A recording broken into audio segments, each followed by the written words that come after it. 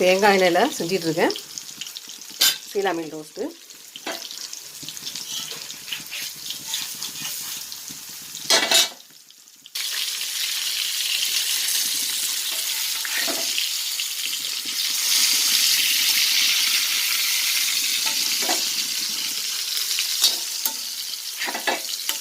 இந்த மாதிரி மீன் ரோஸ்ட்டு பண்ணும்போது தேங்காய் எண்ணெயில் செஞ்சால் டேஸ்ட் அருமையாக இருக்கும்.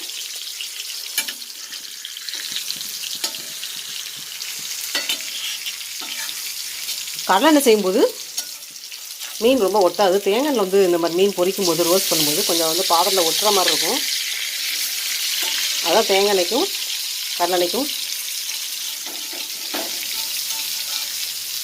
மீன் எப்படி வந்து உடையாமல் வர வந்து நம்ம செய்யணும்.